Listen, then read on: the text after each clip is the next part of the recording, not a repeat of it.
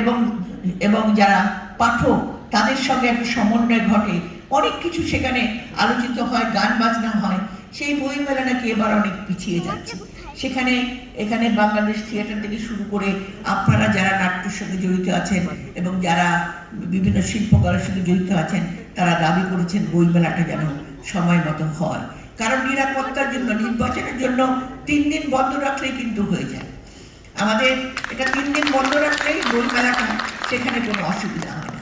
নিরাপত্তার কথা বলা হচ্ছে, আজকে একটা স্বৈরাচারী এখনো প্রতিটি সরকার সমাজকে অস্থিতিশীল করার জন্য কি না করছে, এই দেশ থেকে ধ্বংস করে নির্বাচন যাতে না হয় সেটারও প্রচেষ্টা চালাচ্ছে। কিন্তু আমরা জানি বাংলাদেশের জনগণ অত্যন্ত জাগ্রত।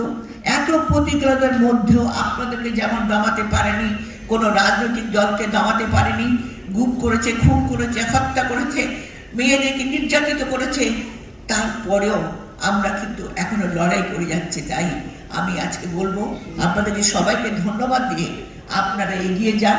আমার যে দেশীয় যে শিকড়, সেই শিকড় তুলে ধরে আমাদের সমাজকে বাস্তব অবস্থা ভিত্তিতে বাংলাদেশকে নতুন করে গড়ে তুলুন। ধন্যবাদ আপনাদের সবাইকে।